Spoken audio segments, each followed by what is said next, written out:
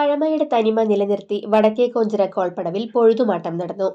കോഞ്ചിറമുത്തിയുടെ തീർത്ഥകേന്ദ്രത്തിലും ഏനാമാവ് കെട്ടുങ്കൽ ജുമാ മസ്ജിദിലും ഇരിമ്പ്രനല്ലൂർ ശ്രീ കാർത്യായനി ക്ഷേത്രത്തിലും പ്രാർത്ഥനകൾ നടത്തിയും കാണിക്ക സമർപ്പിച്ചുമാണ് പടവു കമ്മിറ്റി ഭാരവാഹികൾ പൊഴുതുമാട്ടത്തിന് തുടക്കം കുറിച്ചത്. മുളംകുറ്റികളിൽ പൂമാല ചാർത്തി തെങ്ങോലകൾ മെടഞ്ഞ് ഉണക്കിയതുമായാണ് കർഷക തൊഴിലാളികൾ വഞ്ചിയിൽ പടവിലെ ഫാം ബെഡിൽ എത്തിയത്. പടവിലെ വീഴ്ചയുള്ള ഭാഗത്ത് മുളംകുറ്റിയടിച്ച് ഓലയും പനമ്പും കെട്ടി മണ്ണിട്ട് ചിറകെട്ടിയ ശേഷമാണ് കൃഷിപ്പണികൾ ആരംഭിക്കുക. വടക്കേ കോഞ്ചിറ കോൾപ്പടവിൽ നടന്ന പൊഴുതുമാട്ടം പടവ് കമ്മിറ്റി പ്രസിഡന്റ് TV ഹരിദാസൻ ഉദ്ഘാടനം ചെയ്തു. സെക്രട്ടറി ഹരി മഞ്ചറമ്പത്ത് അധ്യക്ഷത വഹിച്ചു. പടവ് കമ്മിറ്റി ഭാരവാഹികളായ PM Kunjubavu Haji, PA Haris Haji, Bijoy Perumattil, AR Raveendran, TA Raveendran, VA Shaila എന്നിവർ സംസാരിച്ചു.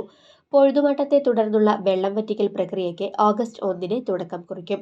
പിന്നീട് കളകൾ നീക്കി യന്ത്രസഹായത്തോടെ നിലം പൂട്ടിനിരത്തി ഓണത്തിന് ശേഷം നീന്ത നടത്തും. 310 ഏക്കർ വിസ്തൃതിയുള്ള പടവിൽ ഇത്തവണ ഉമാവിത്ത് ഉപയോഗിച്ചാണ് കൃഷി ചെയ്യുന്നത്.